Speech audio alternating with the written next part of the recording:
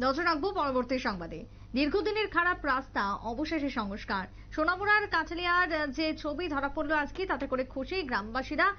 দীর্ঘ 25 থেকে 30 বছর পর কাঠালিয়া আশ্রম পাড়ার শতাধিক পরিবারের যে প্রত্যাশা ছিল তা অবশেষে পূরণ হলো এবং সেখানে কাজে হাত লাগিয়েছে সংশ্লিষ্ট ঠিকাদার সংস্থা। সব মিলিয়ে রাস্তাটি যাতে তৈরি হওয়ার পেছনে গুণমান ঠিক থাকে সেই দাবি এখন এলাকাবাসীর। কি বক্তব্য উঠে আসছে কাঠালিয়া থেকে, শুনুন।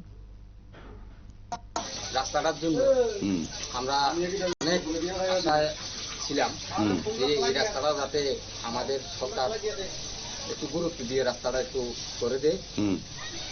কিন্তু আমাদের দিদি প্রথমে দিদি আসার পর থেকে আমাদের আশা আকাঙ্ক্ষা পূর্ণতার দিকে চলছে, কাজ চলছে। এমনকি রাস্তার অর্ধেকের চেয়ে বেশি রাস্তা হয়ে গেছে। বর্তমান যে রাস্তাটা কাজ চলছে এখনো চলছে। হ্যাঁ, এতে করে আমাদের আশ্রম পাড়াবাসী এবং স্কুলের ছাত্রছাত্রীদের যাতায়াতের জন্য, ক্ষুদ্র ব্যবসায়ী যারা আছেন, হ্যাঁ, যাতায়াতের জন্য আমাদের ভবিষ্যতে বিশাল উপকৃত আমরা নিজেরা হব।